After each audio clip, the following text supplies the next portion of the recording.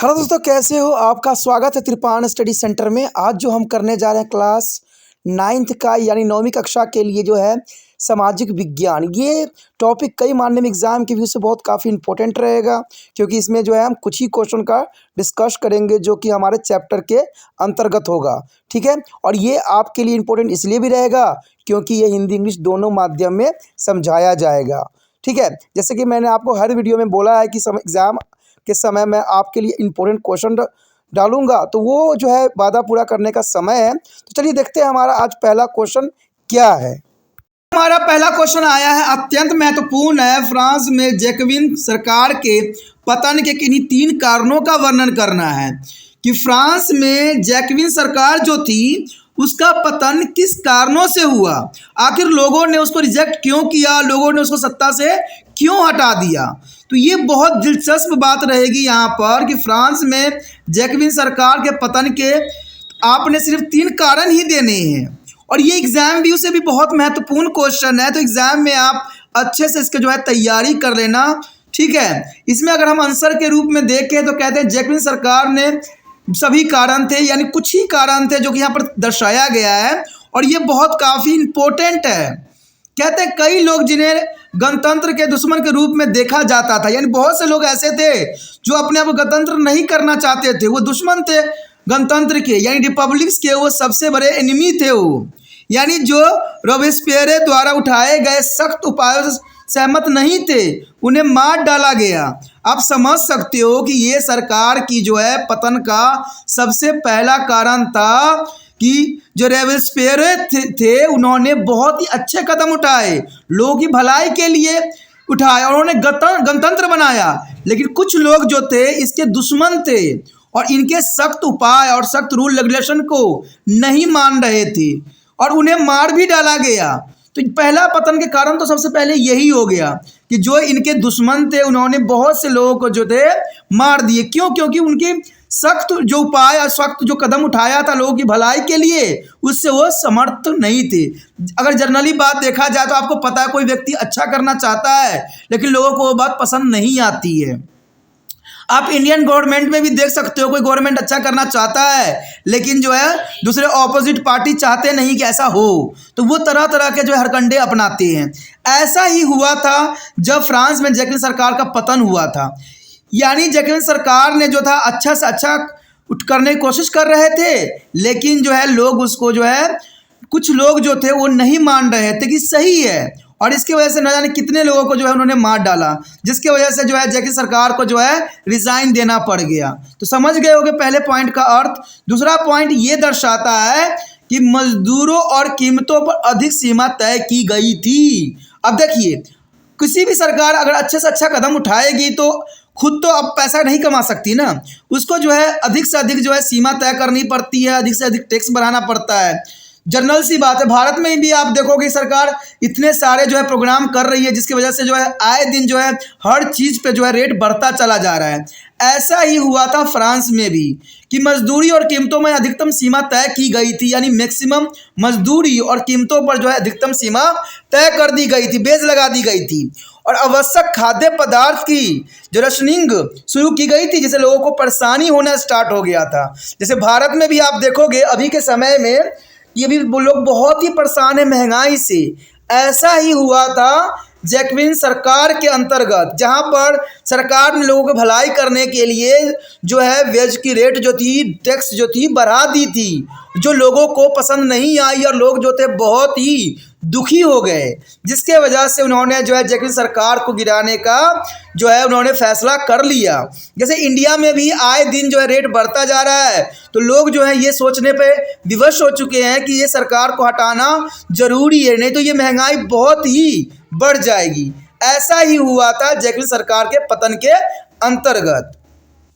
तीसरी बात जो बहुत ही महत्वपूर्ण है, चर्चों को बंद कर दिया गया था, यानी जो जैकबिन सरकार ने जो है चर्चों को बंद कर दिया था और उन्हें बैरकों या कार्यालयों में बदल दिया गया था, यानी कार्यालय में बदल दिया गया था चर्चों को। चर्च में अब जो है परमात्मा के नाम के जगह पर उन्होंने जो है बैरकों और जो है उन्होंने जो ऑफिस बना दिया था, जिससे पादरियों को आक्रोश फैल गया, यानी पादरी जो थे गुस्सा हो गए कि जहाँ पर वो 2 वक्त जो है ईश्वर के नाम लेते हैं वहाँ पर जो है जैकविन सरकार ने जो है उनका ऑफिस बना दिया है और उसको जो है बैरको बना दिया है। इसलिए जो थे पादरी बहुत गुस्सा गए और उन्होंने लोगों में जो है एक तरह का आग लगा दिया कि आप लोगों की सरकार जो है गलत कर रही है, ये सरकार गलत है और इसको जो है उखाड़ फेंकना ही जरूरी है, नहीं तो ये आपका धर्म भी नष्ट कर देंगे।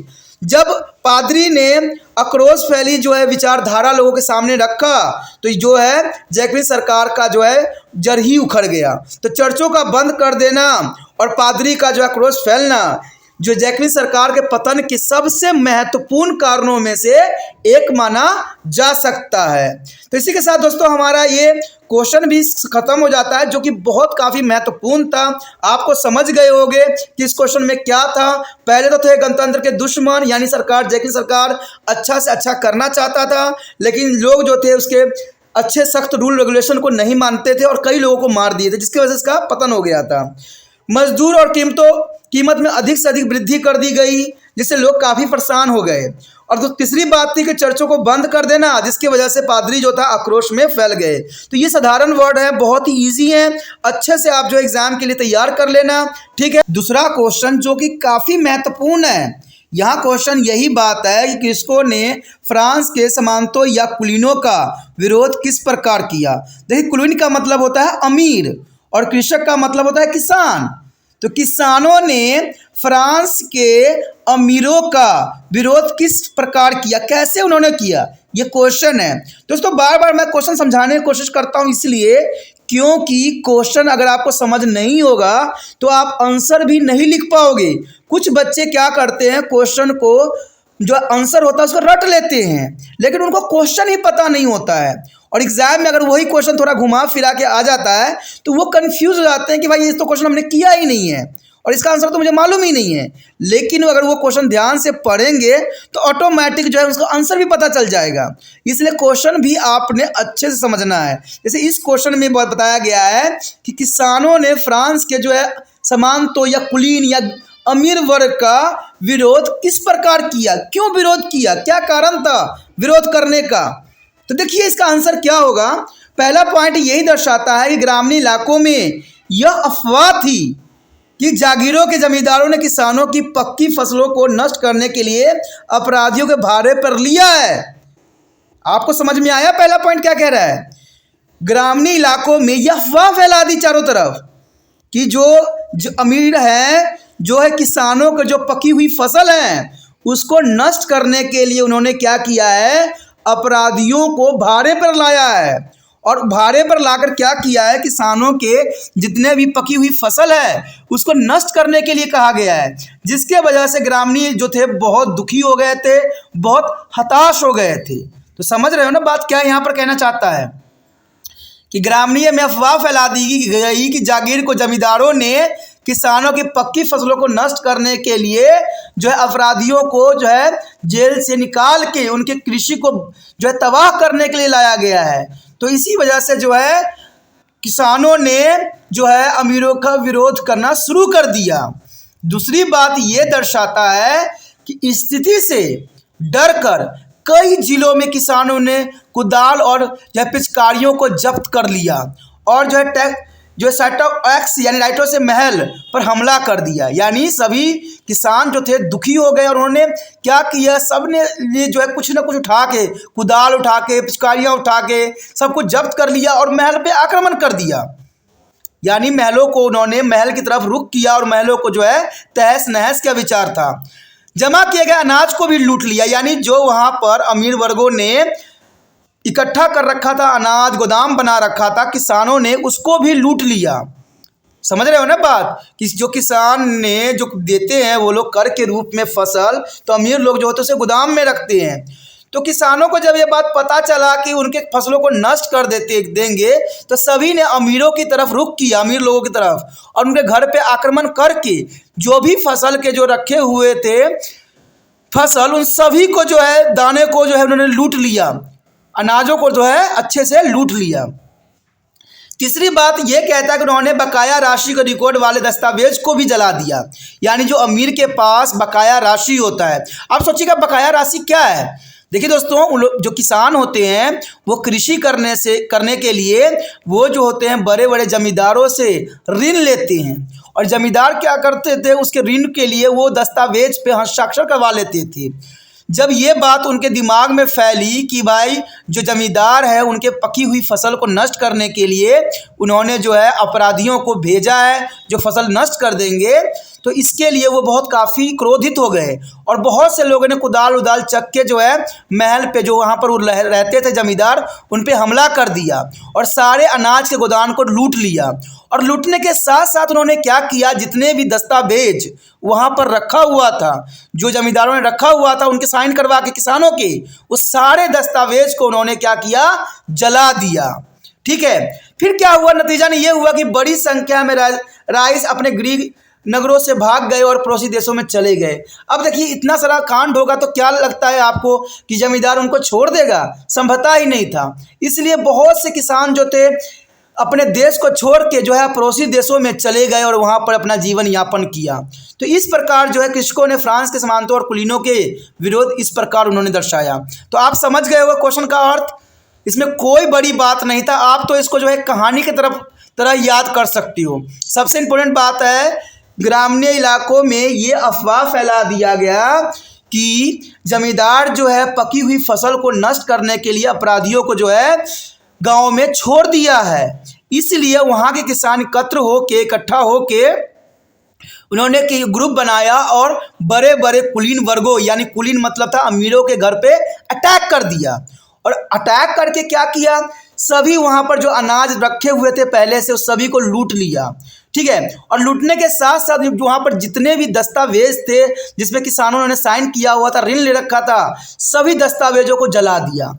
अब ये घटना घट गई तो किसानों को ये लगा कि जो जमींदार उनको छोड़ेंगे नहीं, उनको मारेंगे या मार भी देंगे। इसलिए ये घटना घटने के बाद बहुत से किसान जो थे अपना देश को छोड़ के वो दूसरे जो है पड़ोसी राज्यों में चले गए। हमारा जो तीसरा क्वेश्चन है अत्यंत महत्वपूर्ण है कि फ्रांस एक संवैधानिक राजतंत्र कैसे बना। आप समझ सकते हो कि फ्रांस एक संवैधानिक राजतंत्र कैसे बना। देखिए, संवैधानिक राजतंत्र बनने का मतलब होता है कि इसमें जो है सभी चीज़ें जो है विधायपालिका, कार्यपालिका और न्यायपालिका के अंतर्गत बनाया जाएगा, तो उसे हम संवैधानिक राजतंत्र के रूप दे सकते हैं। देखा जाए तो 1791 में नेशनल असेंबली ने संविधान के जो है प्रारूप को पूरा किया। यानी देखा जाए तो फ्रांस की जो संविधान बनाया गया 1791 ईस्वी में जो बनाया गया, जो कि काफ़ी महत्वपूर्ण था। कहते हैं 1791 में जो है नेशनल असेंबली में संविधान के प्रारूप तैयार किया, रूपरेखा तैयार किया गया, और इसका मुख्य उद्देश्य था राजा के शक्तियों को सीमित करना। क्योंकि आप जानते थे कि वहाँ फ्रांस में जो था राजा का राज होता था, लुईस 16वें का राज हुआ करता था। तो राजा का जो है शक्तियों को कम करने के लिए जो है संविधान ने एक असेंबली तैयार किया जो कि 1791 में की गई थी, और इसका मुख्य उद्देश्य था कि राजा को जो पावर दी गई है, जो शक्तियाँ दी गई है, उसको सीमित कर देना जरूरी था, नहीं तो राजा फिर से जो है मनमानी करने लग जाएगा। इसके लिए क्या किया गया कि शक्तियों को सम्राट के हाथों में केंद्रित करने के बजाय अब अलग कर दिया गया। यानी अब सम्राट के हाथों में शक्ति देने के बजाय उसको अलग कर दिया गया और इसको जो है 3 भागों में विभाजित कर दिया गया। कौन कौन से भाग थे? विधायक, कार्यपालिका और न्यायपालिका, यानी एग्जीक्यूटिव, जुडिशरी और जो है एग्जीक्यूटिव। ये तीनों चीज़ है बहुत ही महत्वपूर्ण है। कहते हैं हमारे भारत में ये 3 चीज़ जो है विद्यमान है, चाहे विधायक हो, कार्यपालिका हो, न्यायपालिका हो। ये अमेरिका में भी पाया जाता है। तो आप समझ सकते हो कि ये तीनों जो है राजा के हाथ में पहले हुआ करता था, लेकिन जब जो है संविधान तैयार किया गया फ्रांस को, तो उसको 1791 में, तो इसको जो है राजा के हाथों में ये शक्तियाँ न दे के ये शक्तियाँ जो है अलग अलग कर दी गई। विधायपालिका, कार्यपालिका और न्यायपालिका के बीच विभाजन कर दिया गया। संविधान ने यह भी घोषणा किया गया कि प्रत्येक नागरिक के प्राकृतिक अधिकारों की रक्षा करना राज्य का कर्तव्य होगा, और इस तरह फ्रांस एक संवैधानिक राजतंत्र बन गया। यानी यहाँ पर देखा जाए तो ये क्वेश्चन ने साफ शब्दों में बता दिया है कि फ्रांस का संवैधानिक राजतंत्र कैसे बना। आपको पता होना चाहिए 1791 ईस्वी में नेशनल असेंबली में इसका जो है संविधान तैयार किया गया और इसका मुख्य उद्देश्य था कि राजा की शक्तियों को जो है सीमित करना था, कि राजा की जो शक्तियां थी उनको जो है अधिक न हो, मनमानी न करे। इसलिए जो है ये संविधान ने इस राजा के पास कोई शक्ति रहने नहीं दिया। जैसे भारत में भी आप देखोगे कि यहाँ के राष्ट्रपति जो होते हैं नाम मात्र के ही होते हैं, उनमें उनके पास सारी शक्तियां होते हुए भी वो उपयोग नहीं कर सकते हैं। यहाँ पर सारा शक्तियां का उपयोग जो होता है प्रधानमंत्री करता है और इसके मंत्रिपरिषद द्वारा की जाती है। यानी भारत में राष्ट्रपति जो होता है नाम मात्र के होते हैं, लेकिन वही अमेरिका में चले जाओगे आप तो अमेरिका में राष्ट्रपति के पास बहुत सारी पावर दी जाती है और वहाँ पर जो है सारे पावर राष्ट्रपति के अंतर्गत ही निहित होती है। तो आप समझ सकते हो कि यहाँ पर कहना क्या चाहता है कि यहाँ पर जो था 1791 में ये घोषणा की गई कि भाई हमने क्या करना, राजा को शक्ति नहीं देना है। राजा तो फिर जो दुराचारी बन जाएगा, जैसे जो है लुईस 16 हुआ करता था, वो सबको अत्याचार करेगा, लोगों को परेशान करेगा। इसलिए जो एक असेंबली संविधान बनाया गया जिसमें राजा के हाथों में सारे शक्तियाँ निकाल के जो है इसके जो है विधायक पालिका, कार्यपालिका और न्यायपालिका में विभक्त कर दिया गया, जिसे राजा जो है अपनी मनमानी नहीं कर सकता है। और इससे जो है एक और वचनबद्धता ली गई, यानी वचन ली गई कि इसके कर्तव्य की जो है हर एक राज्य रक्षा करेगा। और इस तरह जो है सर्वधानी राजतंत्र बना और काफ़ी महत्वपूर्ण बना। कहते हैं ये संविधान बहुत काफ़ी विस्तृत थी और बहुत ही काफ़ी इम्पोर्टेंट था, क्योंकि फ्रांस की क्रांति के बाद जो ये बनाई गई वो बहुत ही महत्वपूर्ण थी। और जो हमारे समक्ष आया है अत्यंत महत्वपूर्ण क्वेश्चन, फोर्थ क्वेश्चन, जो कि काफ़ी महत्वपूर्णता रखता है। इसमें यही बात क्वेश्चन में बताई गई है क्रांति से पहले फ्रांस में महिलाओं की क्या स्थिति थी। जब फ्रांस के रेवोल्यूशन हुआ उससे पहले, ठीक है, समझ रहे हो क्वेश्चन का मतलब क्या है। फ्रांस के जो रेवोल्यूशन के बाद की बात नहीं कर रहा है, उससे पहले औरतों की क्या दशा थी, औरत को कैसा समझा जाता था समाज में। ये बहुत काफ़ी महत्वपूर्ण क्वेश्चन बनता है। देखिए, एक तो था क्रांति से पहले की दशा और एक था क्रांति के बाद की दशा। दोनों दशाएं अत्यंत महत्वपूर्ण हैं औरतों की। तो यहाँ पर जो हम डिस्कस करने जा रहे हैं क्रांति से पहले, यानी क्रांति होने से पहले जो महिलाओं की क्या स्थिति थी उनके समाज में, तो देखा जाए पहला ही पॉइंट सब कुछ बता देता है। क्रांति से पहले फ्रांस में महिलाओं की भूमिका थी, सभी महिलाएं निष्क्रिय नागरिक के रूप में वर्ग थी, यानी सिर्फ एक नागरिक थी, उनको कोई अधिकार नहीं था, सिर्फ एक नागरिक थी, यानी सिटीजन थी वुमेन, सिर्फ कि मैं फ्रांस की नागरिक हूँ। उनके पास मतदान के अधिकार भी नहीं होते थे, यानी औरतों को जो है वोट देने का अधिकार भी फ्रांस में नहीं होता था। सिर्फ वो एक फ्रांस के नागरिक के रूप में ही जानी जाती थी, उनको कोई अधिकार नहीं दिया गया था। दूसरी पॉइंट ये कहता है वो सेमेस्टेसियोलेंट्स के रूप में काम करती थी, जैसे फूल फल सब्जी बेचती थी, इतना ही काम था उनका। या घरेलू नौकरों के रूप में काम करती थी, यानी देखा जाए तो उन्हें कोई तरह के जो है राइट नहीं दिया गया था, ठीक है। सिर्फ जो है फूल बेचना, फल सब्जियां बेचती थी और घर में जो है घरेलू काम करती थी, जैसे नौकर घर में काम करते रहते हैं उसी तरह जो है औरतों की हालत थी, ठीक है। तीसरी बात यही बताता है कि उनकी मजदूरी पुरुषों की तुलना में कम थी, जैसे आज भी हमारा इंडिया में भी होता है कि पुरुषों की जो है तनख्वाह अधिक होते हैं और स्त्रियों की तनख्वाह बहुत ही कम होता है। उसी तरह फ्रांस रेवोल्यूशन से पहले जो है महिलाओं की जो तनख्वाह होती थी, वेज होती थी, बहुत ही कम होती थी पुरुषों की तुलना में। वो अपने बच्चों की देखरेख करते थे, खाना बनाते थे, पानी लाते थे और रोटी के लिए कतार में खड़े रहते थे, ठीक है। तो यही काम होता था, घरेलू काम करते थे, उनको कोई भी राइट नहीं दिया गया था फ्रांस रेवोल्यूशन से पहले औरतों का, ठीक है। वो अपने बच्चों को देखभाल करते थे, खाना बनाते थे, पानी लाते थे, रोटी के लिए कतार में खड़े रहते थे। यही सिर्फ जो था महिलाओं की उस समय स्थिति थी। अधिकांश महिलाओं की शिक्षा या नौकरी प्रशिक्षण तक भी नहीं दी जाती थी, यानी देखा जाए तो औरतों को जो है किसी प्रकार की शिक्षा नहीं दी जाती थी, उनको शिक्षा से वंचित रखा जाता था, उनको कुछ तरह की शिक्षा नहीं दी जाती थी। केवल धनी माता पिता की बेटियां ही कन्वेंट स्कूल में जाके पढ़ सकती थी, जिसके बाद उनका विवाह कर दिया जाता था। यानी थोड़ा सा एजुकेशन जो था वो सिर्फ अमीर वर्गों में था, लेकिन गरीब वर्गों में था ही नहीं बिल्कुल ही। जैसे आज भी भारत में चले जाओगे, कहीं भी क्षेत्र गांव में चले जाओगे तो वहाँ पर जो है स्त्रियों को अधिक नहीं पढ़ाया जाता है, उनको कम ही पढ़ाया जाता है। और कई स्त्री तो अनपढ़ भी होती हैं, कहते कई लड़कियां तो अनपढ़ भी, जिनको उनको पढ़ाया भी नहीं जाता है। तो बहुत ही कहते हैं यहाँ पर दुखदायक परिस्थिति आज भी इंडिया में भी है। तो फ्रांस में भी ऐसा ही होता था कि जितने भी औरतें थे उनके सभी अधिकारों को नष्ट कर दिया गया था। फ्रांस रेवोल्यूशन से पहले ना तो उनको वोट देने का अधिकार था, ना ही वो कुछ कोई काम कर सकती थी, सिर्फ फूल बेचना, सब्जी बेचना और घरेलू नौकर की तरह वो दिन रात काम में लगी रहती थी। उनका जो अगर कहीं काम भी वो करती थी तो तनख्वाह जो होता था पुरुषों के तुलना में उनको बहुत ही कम तनख्वाह मिलता था। अगर मान लीजिए पुरुष को अगर 10,000 रुपया मिल रहा था तो स्त्री को जो है 6,000 8,000 से ही संतुष्ट रहना पड़ता था। तो बहुत काफ़ी अंतर देखने को मिल जाता था। सिर्फ उनका कार्य इतना होता था कि अपने बच्चों के देख रेख करना, खाना बनाना, पानी लाना और रोटी लेने के लिए कतार में खड़े रहना। और यहाँ तक कि अधिकांश औरतों को तो शिक्षा दी भी नहीं जाती थी, और दी भी जाती थी तो उच्च वर्ग में दी जाती थी, यानी अमीर लोग के घर में ही बच्चों को पढ़ाया जाता था और उनको से भी कोई काम नहीं करवाया जाता था। थोड़ा सा पढ़ाया जाता था, उसके बाद उनकी मैरिज कर दी जाती थी। तो ये कंडीशन बहुत ही दयनीय थी। यहाँ पर जो 5वां क्वेश्चन आया है हमारा अत्यंत महत्वपूर्ण है। मैंने जैसे आपको बताया था कि हमने 2 क्वेश्चन करने हैं औरतों की स्थिति के ऊपर।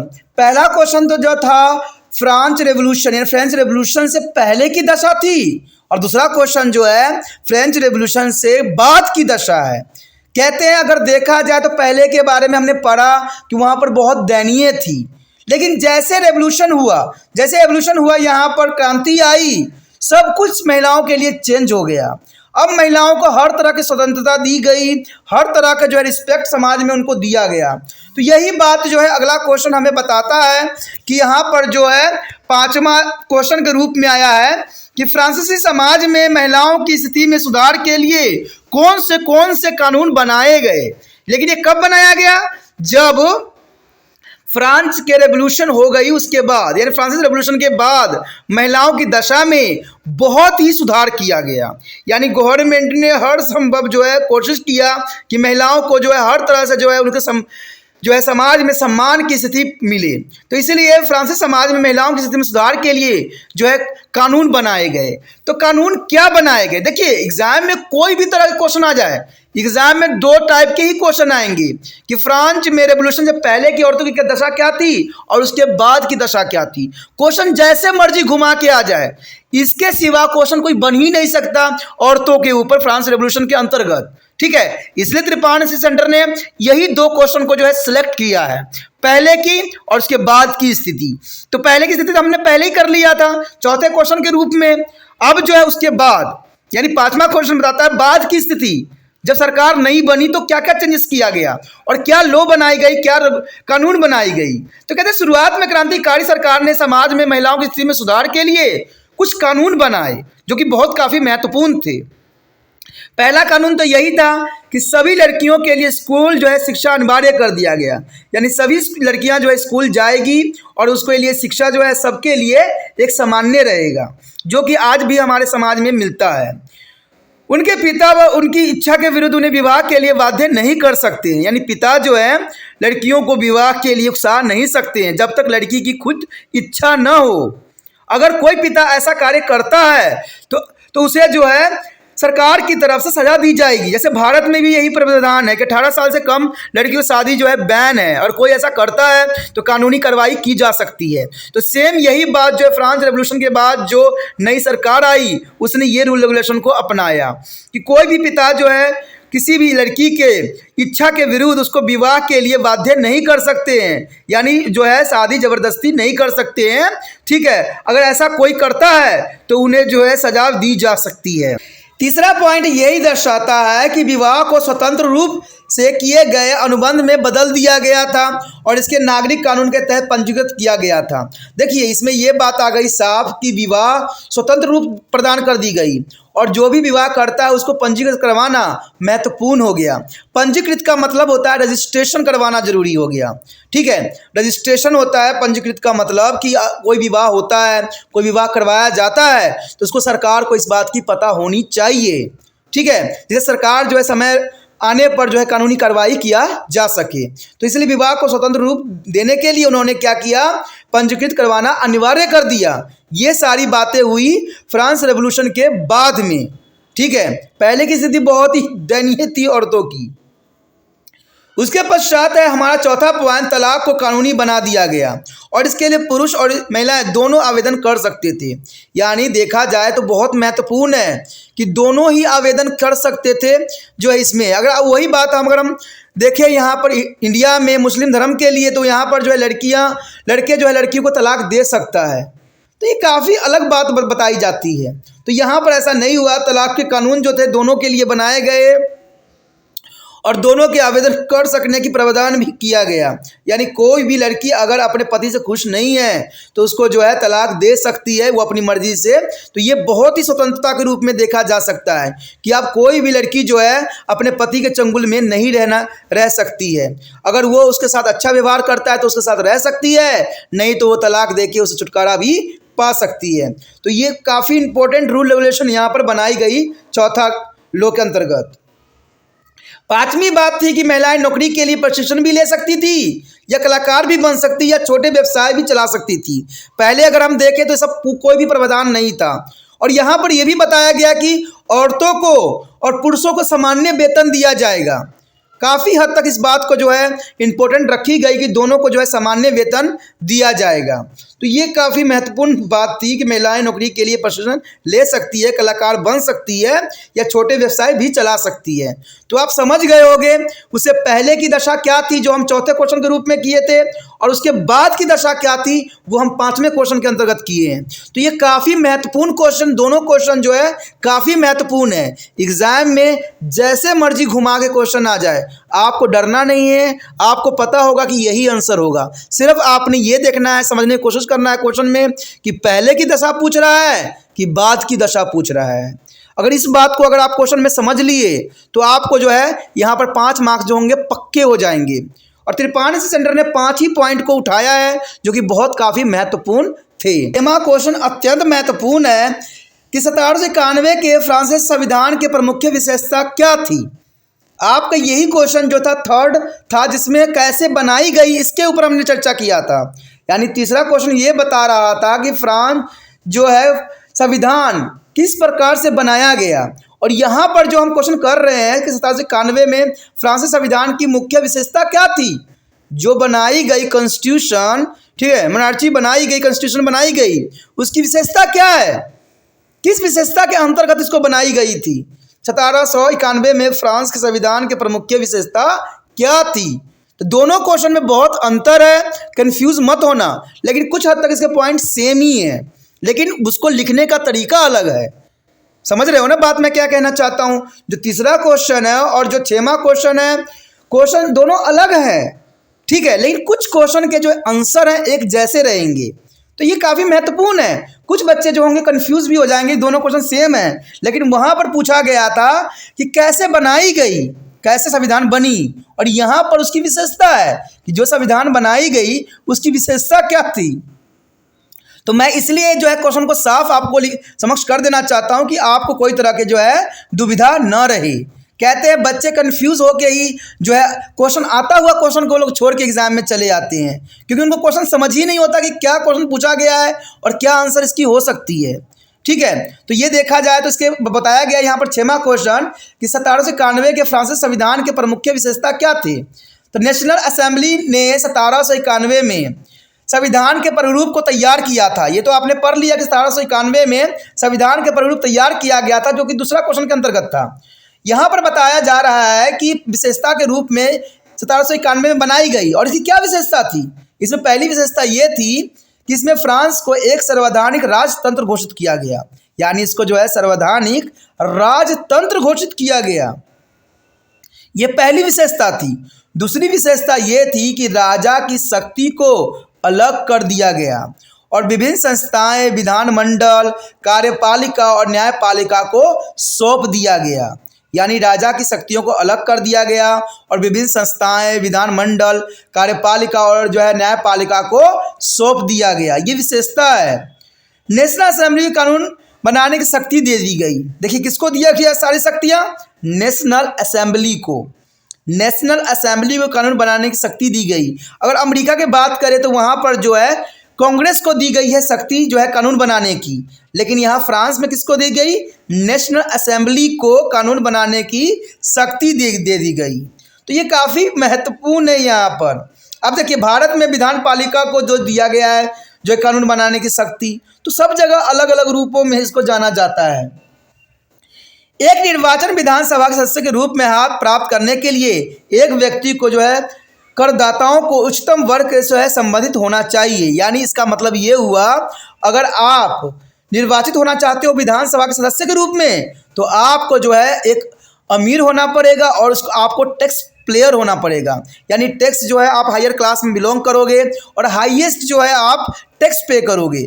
जो टैक्स हाई पे करता है उसको ही जो है निर्वाचित किया जाता है, यानी उसको ही लिया जाता है विधानसभा के सदस्य के रूप में। तो समझ में आ गया होगा।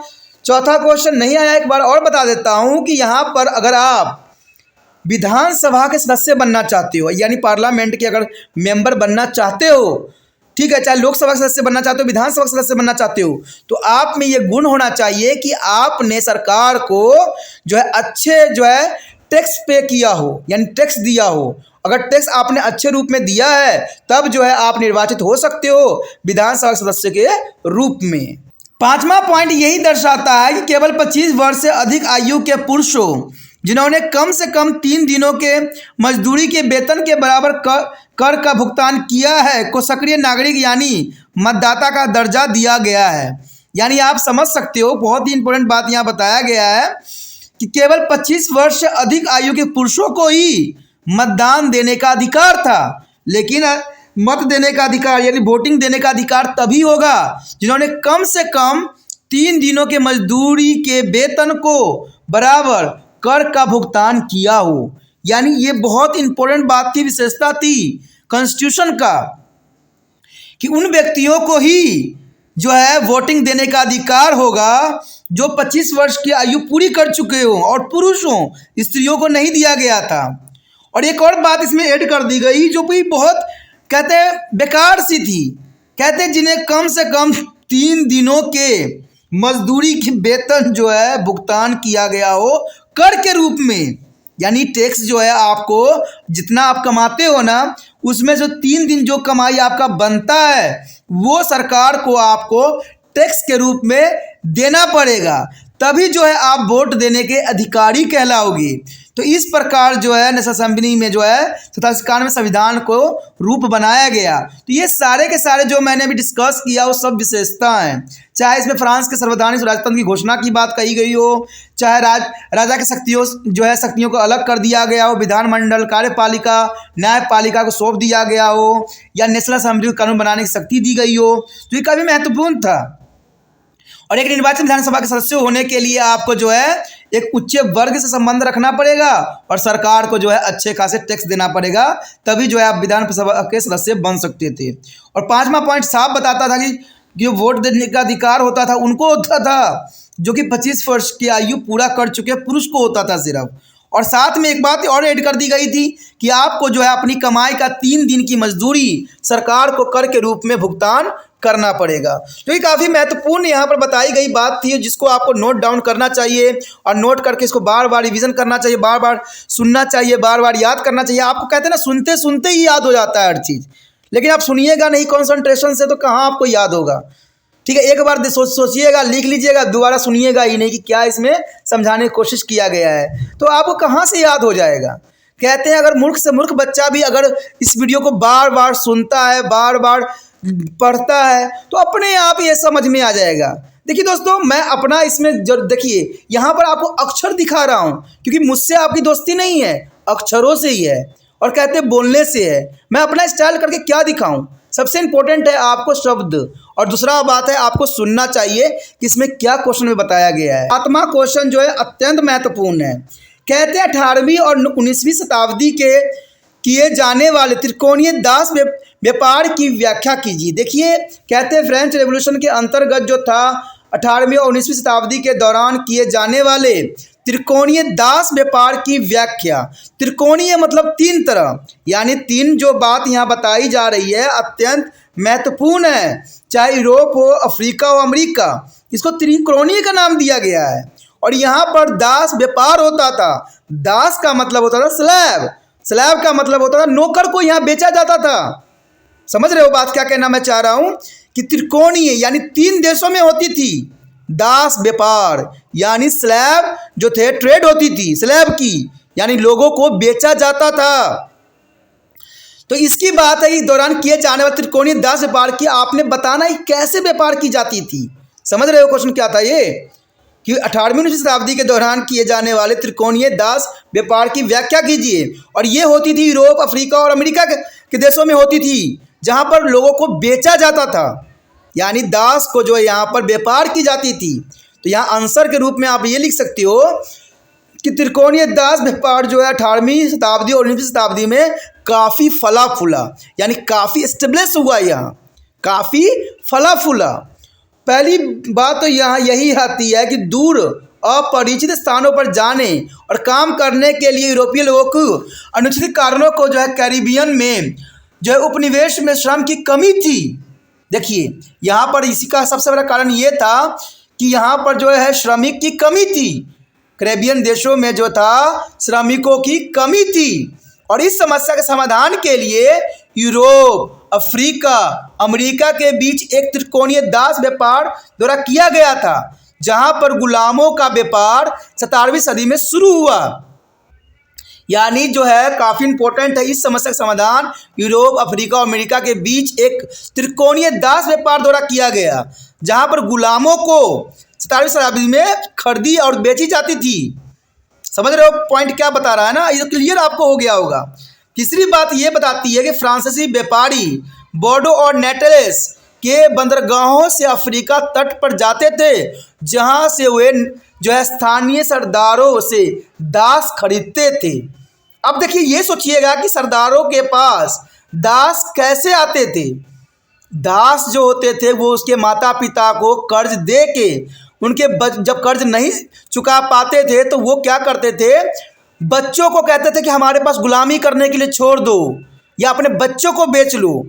ये आप समझ सकते हो कि कितनी दशा बुरी थी उस समय। कितने माँ बाप ने कर्ज चुकाने के लिए अपने बच्चों तक भी बेच दिया। ठीक है, जैसे कि हमने जो है आगे आप पढ़ोगे बड़े क्लासों में कि जो है दास जो थी कैसे संतुलन थी, यानी गुलाम वंश कैसे स्थापित हुई, तो उसके बारे में आप विस्तार से बड़े क्लासों में पढ़ोगे। अगर जानने की इच्छा है तो इसके वीडियो जो है तिरपान स्टडी सेंटर पे गुलाम वंश के रूप में उपस्थित है, जहाँ पर खरीदा हुआ गुलाम जो है राजा बन गया। उसमें जो है आपको बहुत से नाम है, कुतुबुद्दीन ऐबक, इल्तुतमिश, बहुत से नाम है जिन्होंने जो है ये सारे चीज़ों बनाया। बहुत कुछ इसमें इंपॉर्टेंट रखता है। उसके पश्चात चौथा पॉइंट ये बताता है गुलामों को कैरिबियन लाया गया और बगान और मालिकों को बेच दिया गया। यानी गुलामों को वहाँ से खरीद के लाया गया और कैरिबियन में ला के उसको जो है बगान मालिकों को बेच दिया, जहाँ पर वो नौकरी करते और अपना जीवन यापन करते। कहते हैं पांचवा पॉइंट यही बताता है कि दास श्रमिकों को शोषण के यूरोपीय बाजारों में चीनी, कॉफ़ी, नील की बढ़ती मांग को पूरा कराना संभव बना दिया। यानी वो लोग क्या करते थे, खाना कम देते थे और जो है दासों से यानी स्लैब से बहुत अधिक मजदूरी की करवाया करते थे। तो इस तरह से जो है उन्होंने अपनी ज़रूरतों को पूरा किया, जैसे चीनी हो, कॉफ़ी हो, नील की हो, इससे जो है उनको काफ़ी जो है रिलैक्सेशन मिला। तो आप समझ गए होंगे कि 18वीं और 19वीं शताब्दी में दास की क्या स्थिति थी, कैसे लोग खरीदते थे, कैसे बेचते थे और कैसे जो है उनके साथ जो है व्यवहार करते थे। क्योंकि नेपोलियन बोनापार्ट के बारे में जरूर एग्जाम में क्वेश्चन पूछ लिया जाता है। ठीक है, तो ये आपको समझ होना चाहिए कि नेपोलियन बोनापार्ट कौन था और उसने कैसे स्टेबलेट किया। तो ये क्वेश्चन कई मायने में महत्वपूर्ण रहता है एग्जाम व्यू से, और एग्जाम में आता है कि who is Napoleon Bonaparte, simple सी बात पूछ लिया जाएगा और आप कंफ्यूज हो जाओगे कि हम तो पढ़े थे भाई कि संक्षिप्त में टिप्पणी लिखना है और ये तो ये बोल रहा है कौन था। लेकिन यहाँ कंफ्यूज होने की जरूरत नहीं है, इसी क्वेश्चन में जो है सारी बात आ जाता है। कहते हैं 1804 में नेपोलियन बोनापार्ट ने खुद को फ्रांस के सम्राट के रूप में ताज पहना था। समझ गए ना कि नेपोलियन बोनापार्ट कौन था, जो जो है 4 में नेपोलियन बोनापार्ट ने खुद को फ्रांस के साम्राज्य के रूप में ताज पहना था, यानी राजा बना था। कब बना था? 1804 में। किसका? किस देश का? फ्रांस के सम्राट के रूप में। तो पता लग गया नेपोलियन बोनापार्ट कौन था जो कि ताज पहना था फ्रांस के सम्राट के रूप में 1804 में। कहते हैं प्रशासनिक क्षेत्र में उन्होंने कई जो है क्रांतिकारी सिद्धांतों को शामिल किया। कहते हैं जब वो राजा बना तो बहुत चीज़ों के सिद्धांतों को जो है अपने रूल रेगुलेशन क्रांति में शामिल किया, जिससे पूरी व्यवस्था को और अधिक जो है तर्कसंगत और कुशल बना दिया। यानी काफ़ी हद तक उसने डेवलपमेंट किया। कहते हैं डेवलपमेंट की कमी नहीं थी, बहुत हद तक डेवलपमेंट किया। ठीक है। दूसरा पॉइंट यही बताता है कि 1804 के उनके नागरिक संहिता यानी नेपोलियन कोड के रूप में जाना जाता है। यानी 1804 में जब वो ताज पहना तो इसी को उसने कोड बना लिया जो सभी नागरिकों के लिए जरूरी था। नेपोलियन कोड के रूप में जाना जाता था।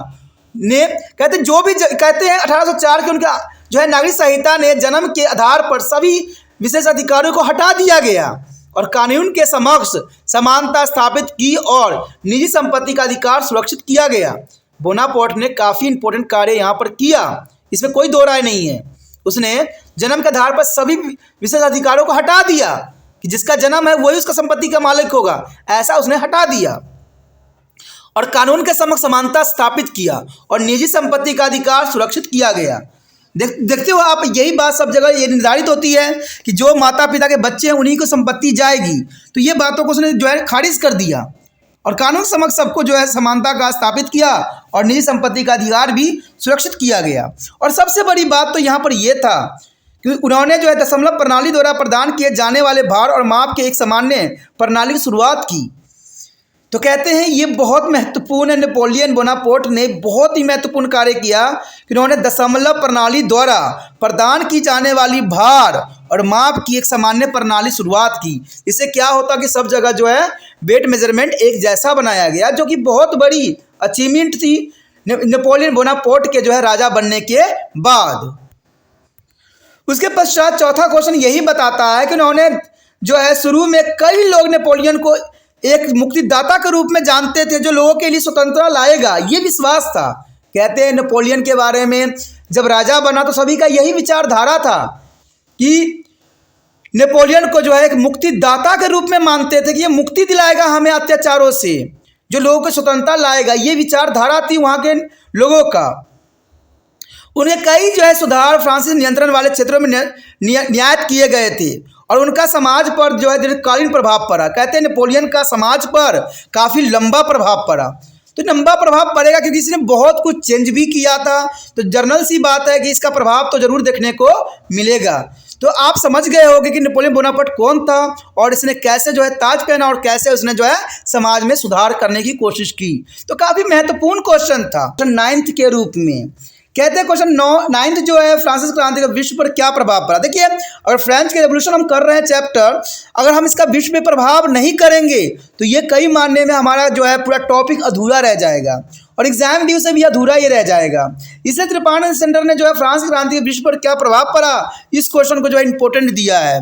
तो आप समझ सकते हो कि फ्रांस क्रांति ने विश्व पर क्या प्रभाव डाला होगा। तो ये बहुत काफ़ी दिलचस्प बात है।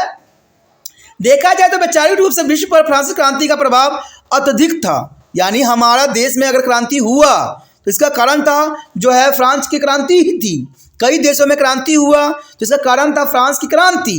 फ्रांस में जब क्रांति हुआ तो कई देशों को जो है ये शिक्षा दिया कि आप भी जो इस जो है कांटों से निकल सकते हो, इस जो मुसीबत से निकल सकते हो, जो दूसरे देश के लोग आके आप पे राज्य करता है उनसे छुटकारा पा सकते हो। तो फ्रांस के रेवोल्यूशन ने साफ कर दिया हर एक देश के लिए। तो पहला पॉइंट के रूप में यहाँ दर्शाया गया है कि स्वतंत्रता और लोकतांत्रिक अधिकारों के विचार फ्रांसीसी क्रांति सबसे महत्वपूर्ण विरासत थी। यानी सभी देशों में जो है स्वतंत्रता और लोकतांत्रिक के अधिकारों का विचारधारा फैला दिया। किसने फैलाया? फ्रांस की क्रांति ने। यानी सबके मन में अब आज़ाद होने की इच्छाएं जागने लग गई। और ये किस लिए हुआ? क्योंकि फ्रांस के रेवोल्यूशन हुआ, इस कारण से ये बातें सभी के मन में घर किया। दूसरी बात ये भी कहता है कि ये विचार 19वीं सदी के दौरान फ्रांस के शेष यूरोप में फैल गया। फ्रांस के देशों के साथ सारे यूरोप में ये बात फैल गई कि फ्रांस में रेवोल्यूशन हो सकता है तो हम क्यों नहीं कर सकते हैं। फ्रांस जो स्वतंत्र हो सकता है तो हम क्यों नहीं स्वतंत्र हो सकते हैं। यही बात इंडिया में भी ये बात आई। जहां समावर्ती व्यवस्था को समाप्त कर दिया गया था। कहते हैं अफ्रीका, एशिया और लैटिन अमेरिका में जो है उपनिवेशित लोगों ने एक संप्रभुता राष्ट्र राज्य बनाने के लिए जो है बंधनों से मुक्ति के विचार को अपने जो है आंदोलन में फिर से शामिल कर लिया। यानी ये देखा जाए तो अफ्रीका, एशिया, लैटिन अमेरिका में भी जो है फ्रांस क्रांति का बहुत ही गहरा प्रभाव पड़ा और सभी ने अपने बंधनों से मुक्ति का विचार अपने आंदोलन में शामिल करना शुरू कर दिया और इस आंदोलन ने जो है बहुत पूरे विश्व में एक रूप प्रदान कर किया गया। उसके पश्चात चौथी बात यही बताती है कि फ्रांसिस क्रांति के कारण फ्रांस में राजशाही का अंत हुआ। यानी जो राजा का राज्य हुआ करता था वो सदैव के लिए अंत हो गया। और क्यों हुआ? क्योंकि फ्रांसिस क्रांति के कारण ऐसा हुआ। फ्रांस क्रांति होने से राजशाही का अंत हुआ। हमने पढ़ा भी था कि सारे जो राजा के अधिकार छीन के 3 भागों में विभक्त कर दिया गया था, जो कि हम क्वेश्चन में पढ़े हैं। अगर पिछला क्वेश्चन नहीं देखा है तो ये अधूरा रहेगा। ठीक है, फ्रांसिस क्रांति के कारण जो है फ्रांस में राजशाही का अंत हो गया और विशेष अधिकार पर आधारित समाज में शासन की एक नई प्रणाली का रास्ता दिया गया, जिसमें जो है आपने पढ़ा भी होगा। इसमें जो है आपका लिटरेसीज, फिर से आप एक्जीक्यूटिव्स और जो है जुडिशरी चीज़ों को जो है लाया गया, विभागों को लाया गया। ठीक है, 5वीं बात यही बताती है कि यह विचार कि सभी व्यक्तियों के पास अधिकार है और समानता का दावा करते हैं राजनीति कई भाषा का हिस्सा बन गया, लेकिन विभिन्न देशों में उनकी जो है पुण्य व्याख्या और पुण्य विचार किया गया। यानी बहुत से देशों ने को सोचने पर जो है फ्रांस क्रांति ने मजबूर कर दिया कि हम भी जो है इस दास्ता से निकल सकते हैं, जो गुलामी की जंजीर हमारे पैरों में डाली गई है उससे हम छुटकारा पा सकते हैं। कहते हैं फ्रांस के रेवोल्यूशन एक आइडल के रूप में कार्य किया हर एक देश के लिए और उसके बाद हर देश जो है अपने आप को स्वतंत्र करवाने के लिए अग्रसर हो गया। हर जगह आंदोलन शुरू हो गया और इसका प्रभाव भारत पे भी देखने को मिला। ये जो है आपको 6वां पॉइंट साफ कर देगा। कहते हैं टिप्पू सुल्तान और राजा राम मोहन राय 2 भारतीय हैं जो फ्रांस की क्रांति से बहुत अधिक प्रभावित थे।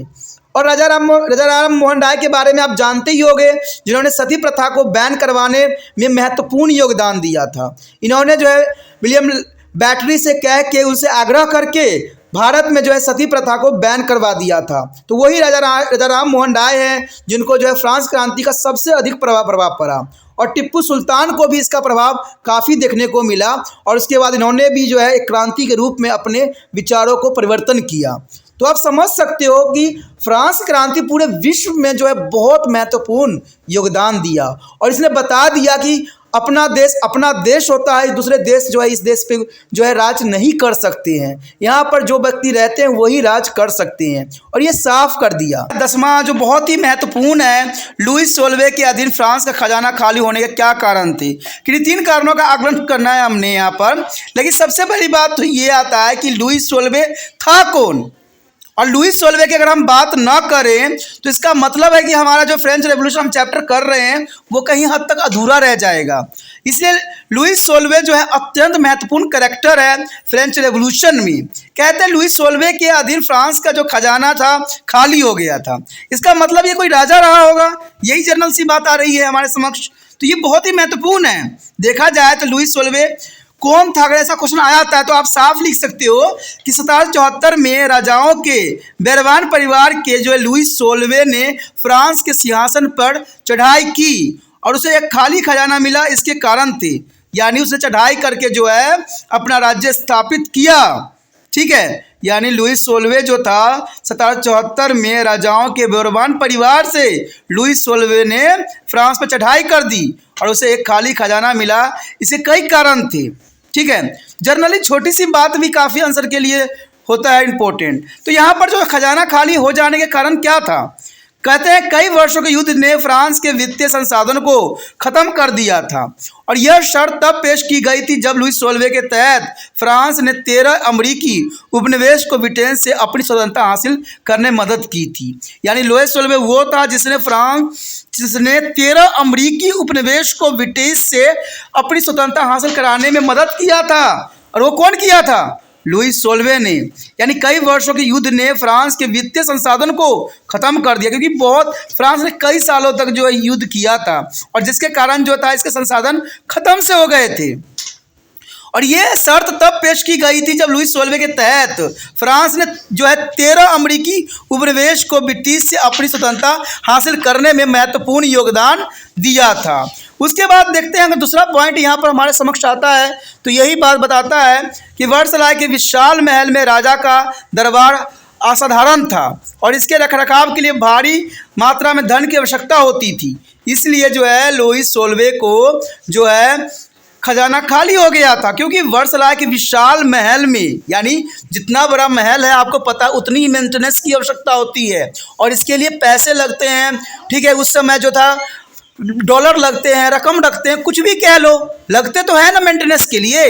तो इसके कारण क्या हुआ कि सारे महल के जो है रख रखाव के कारण जो है बहुत मात्रा में जो है धन की जो है आवश्यकता पड़ती थी, जिसके वजह से क्या हुआ, खजाना फ्रांस की खाली हो गई। यहाँ पर तीसरा पॉइंट जो आया है, कहते हैं केवल तीसरे स्टेट पर लगाया जाता था और पहले और दूसरे स्टेट को छूट दी जाती थी जो कि अमीर थे। अब यहाँ पर बात आप समझ सकते थे कि यहाँ पर पहले और दूसरे स्टेट जो थी अमीर वर्गों की थी, लेकिन तीसरा स्टेट में किसान होते थे, गरीब लोग हुआ करते थे, उन पे टैक्स लगा दिया गया। तो आप समझ सकते हो कि ये कहाँ की बुद्धिमत्ता थी, जो अमीर लोग थे उन पे टैक्स से उनको छूट दे दी गई थी और जो गरीब थे, जिनके पास पैसे नहीं थे, जिनके पास धन दौलत नहीं था, उन पे जो है टैक्स लगा दिया गया था, जो कि बहुत एक विचित्र बात आती है।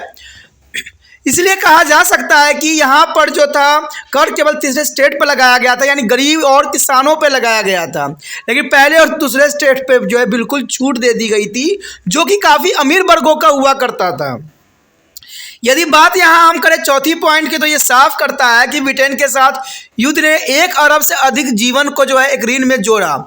यानी देखा जाए ब्रिटेन के साथ जो युद्ध हुआ था उसमें सिर्फ कहते ब्रिटेन को ही ऋण नहीं चुकाना पड़ा, हर एक जीवन को चुकाना पड़ा। जो नागरिक वहाँ पर रहते थे उन सब पे जो है ऋण की जो है बोझ बन गई।